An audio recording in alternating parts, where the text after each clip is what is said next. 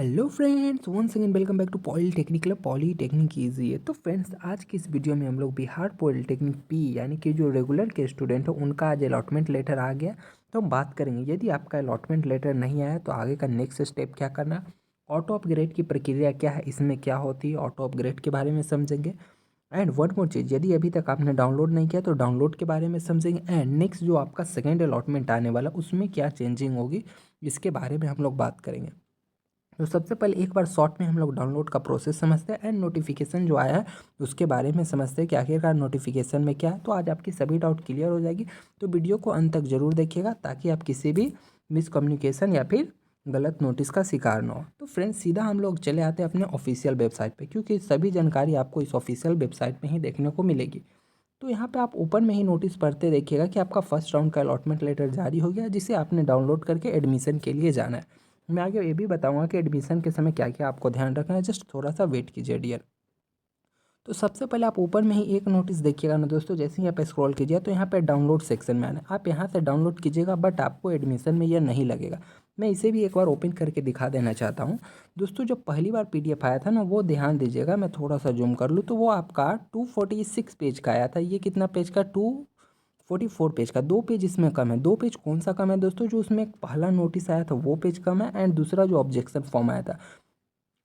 तो ये जितना भी ये जो ड्रामा हुआ ना, ये 2 दिन डिले का, ये वनली वनली मैं सबसे पहले पूरे यूट्यूब पे सबसे पहले मैंने आपको अपडेट किया था कि यह उसी ड्रामा के कारण हो रहा है। जो ऑब्जेक्शन फॉर्म आया था उसी के मिसकम्युनिकेशन या फिर उसके गलती के कारण ये इतना हुआ था। ये मैंने सबसे पहले आपको अपडेट भी किया था। खैर, उस बात को करने से कोई नहीं। ये आपका अलॉटमेंट लेटर, इसमें आप सिंपली सर्च मार के भी आप अपना नाम ढूंढ सकते हैं, बट इससे एडमिशन नहीं होगा। आपको जो एडमिशन के लिए डाउनलोड करना है, अभी मैं बताता हूँ एडमिशन के समय आपको कौन सा लगेगा, ठीक है। तो हम सिंपली वापस आ गए हैं, फिर से हम अपने वेबसाइट पे आ गए। आपने क्या करना है, आपने यहाँ पे आ जाना है। DCEC-P वाला जो लिखा हुआ है ना, अभी अपग्रेड का भी मैं आपको समझा दूंगा। ये वाला जो है, यहाँ पे आपको क्लिक करना है। कुछ लोग बोलेंगे ये इसको तो हम लोग काउंसलिंग के टाइम में क्लिक किए थे। तो जी हाँ भैया, जो काउंसलिंग वाला किए थे ना, उसी पे से अब होगा, अपग्रेड भी वहीं से होगा। तो सिंपली आप इस पर क्लिक कीजिएगा, ठीक है। क्लिक करने के बाद दोस्तों क्या, यदि आप पासवर्ड फिर से भूल गए तो कोई नहीं, आप फॉरगेट मारिए, उससे कोई प्रॉब्लम होने वाला नहीं है, ठीक है। आप कितना बार भी लॉगिन लॉगआउट कीजिए। अब आपने सिंपली यहाँ पे आ जाएंगे। ये आपका 2025 सिलेक्ट रहेगा। इसमें रजिस्ट्रेशन नंबर, पासवर्ड, ये सिंपली ये आप लोग ऑलरेडी कर चुके हैं जहाँ तक मुझे पता है। मैं सीधा आता हूँ अपग्रेड पे एंड डाउनलोड कैसे करना है। जैसे ही आप इस पर सभी पासवर्ड डाल दीजिएगा ना, तो मैं बता रहा हूँ आपके सामने कैसा खुलेगा। मेरे पास आपका किसी का क्या है ना, रजिस्ट्रेशन नंबर नहीं है, बट एक मेरे पास स्क्रीनशॉट है, मैं उसे दिखाता हूँ। ये दोस्तों एली का है, तो इसे थोड़ा इग्नोर कीजिएगा, रेगुलर में भी वही है। आपको क्या होगा ना, सीट अलॉटमेंट आपको यहाँ पे देखने को मिलेगा। जैसे ही आप इस पर क्लिक कीजिएगा, आपका पेज खुल जाएगा एंड कॉलेज का नाम बताएगा, ठीक है। यदि आपको अपग्रेड करना है तो वहीं पे आपके सामने एक अपग्रेड का ऑप्शन रहेगा, ठीक। क्या ऑटो अपग्रेड करना चाहते हैं तो आप ऑटो अपग्रेड कीजिएगा, अदरवाइज वहाँ पे डाउनलोड का ऑप्शन होगा। फिर दोबारा पूछे आप कंफर्म है डाउनलोड करने के लिए, देन कंफर्म करके आपको डाउनलोड करके आपको कॉलेज जाना होगा एडमिशन के लिए। 23 डॉक्यूमेंट लगता है टोटल, जो कि मैंने ऑलरेडी आपको बता रखा है कि कौन कौन सा 23 डॉक्यूमेंट आपको लगेगा। आई होप उस वीडियो देखे होंगे, अदरवाइज लिंक आपको डिस्क्रिप्शन बॉक्स में मिल जाएगा, ठीक है। तो ये 23 डॉक्यूमेंट लेके आपको डॉक्यूमेंट वेरिफिकेशन कराना है। वन मोर चीज़, यदि आप ऑटो अपग्रेड करते हैं, ठीक है, आपने ऑटो अपग्रेड किया तो ऑटो अपग्रेड करने के बाद भी आपको वो 23 डॉक्यूमेंट लेके आपको कॉलेज वेरिफिकेशन के लिए जाना ही जाना पड़ेगा, ठीक है। तो डॉक्यूमेंट प्रिपेयर कर लीजिएगा। एंड ऑटो अपग्रेड में से आपका कुछ डाउट था तो ऐसा तो नहीं, जैसे हम एक नंबर पे क्या डाल दिए, एक नंबर पे मान लीजिए पटना 13 डाल दिए, ठीक है। 2 पे डाल दिए पटना 7 डाल दिए, एंड 3 पे डाल दिए हम लोग मुजफ्फरपुर, ठीक है। तो ऐसा तो नहीं, ऑटो अपग्रेड करने के बाद हमारा क्या दे दें, मान लीजिए हमको पटना 7 मिला था, हम अपग्रेड किए कि पटना 13 मिल जाए, ऐसा तो नहीं हमको मुजफ्फरपुर दे दिया। तो जी नहीं, ऑटो अपग्रेड, अपग्रेड मतलब ऊपर की ओर। आपका जो चॉइस था 1 से लेकर 10 20 30 तक, यदि उससे ऊपर वाला में खाली है तो देगा, नहीं तो आपका जहाँ पे मिला है वो आपका कन्फर्म रह जाएगा, ठीक है। तो ऑटो अपग्रेड का मतलब यही होता है कि अगर अभी जो हमको मिला, हमको मान लीजिए जीपी कटिहार मिला, इससे अच्छा कॉलेज है तो ठीक है, नहीं तो हमको जीपी कटिहार में यही ब्रांच मिलेगा, ठीक है। तो ऑटो अपग्रेड का सिंपल सा कंसेप्ट आपका यह है। आप अगर अपने ब्रांच से, अपने कॉलेज से नहीं संतुष्ट नहीं है तो प्लीज़ आप ऑटो अपग्रेड करें, लेकिन डॉक्यूमेंट वेरिफिकेशन कराने जाना होगा, नहीं कराएंगे तो आपका एडमिशन कैंसिल हो जाएगा। तो ऑटो अपग्रेड समझ गए। अब हम आते हैं कि क्या हमारा सेकेंड राउंड पे काउंसलिंग पे क्या इफेक्ट पड़ेगा। तो पुनः हम लोग अपने क्या करेंगे, साइट पे वापस आएंगे। साइट पे वापस आएंगे तो सीधा हम यहाँ क्लिक करेंगे। फ्रेंड्स, हम लोग साइट पे वापस आ गए। अब हम लोग देखते हैं कि हमारा सेकेंड राउंड का काउंसलिंग पे क्या इफेक्ट पड़ेगा। फर्स्ट राउंड का तो ऑलरेडी हम लोगों ने डेट जाना, अब हम लोग सेकेंड राउंड पे आएंगे। तो उसके लिए सीधा आपके अपनी ऑफिशियल वेबसाइट जो आपका DCEC का, इस पर क्लिक करेंगे, ठीक है।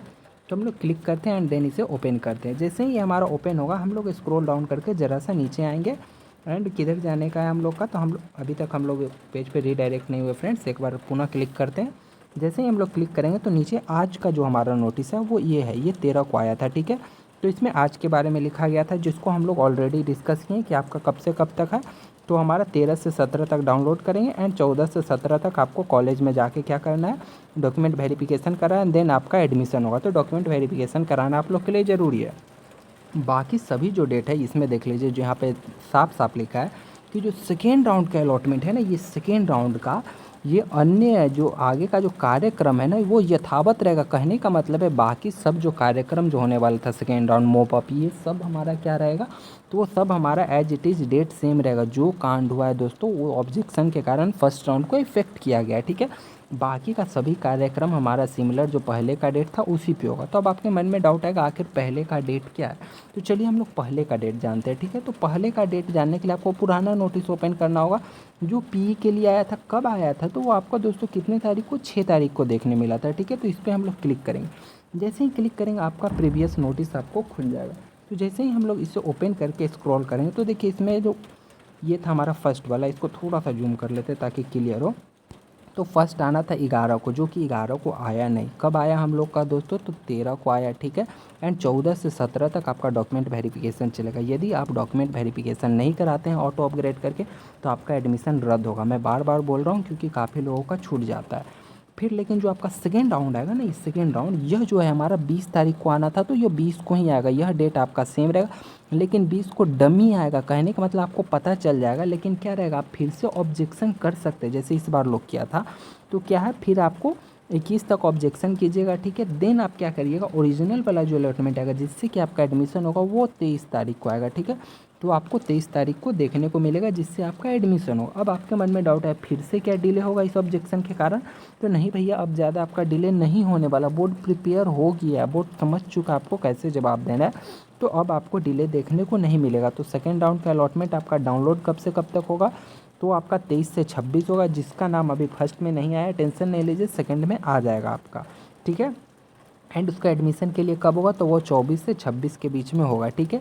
एंड इसके बाद यदि सीट बच जाता है देन आपका क्या होगा, उसके बाद देखिएगा आपको 2-3 तारीख तक मॉपअप राउंड आपका आ जाएगा। ये ऑफिशियल अभी बताया नहीं, इसके बाद वो अगला नोटिस आएगा उसमें मॉपअप राउंड वाला होगा।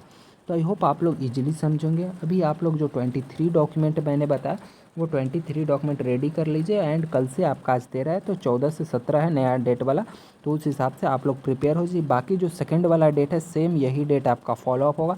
ऐसा ना हो कि आप किसी मिसकम्युनिकेशन या फिर गलत नोटिस के शिकार हो, तो इस डेट को अच्छा से दिमाग में फिट कीजिए। एंड फर्स्ट वाला तो इसमें जाइए एंड जो ऑटो अपग्रेड किया उसमें भी जाइए। आई होप आपने इजीली समझा होगा।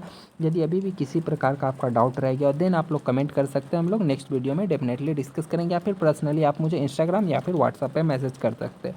फिलहाल इस वीडियो के लिए इतना ही दोस्तों, मिलते हैं फिर हम लोग अगली वीडियो में। तब तक के लिए बाय बाय, टेक केयर और जय हिंद फ्रेंड्स।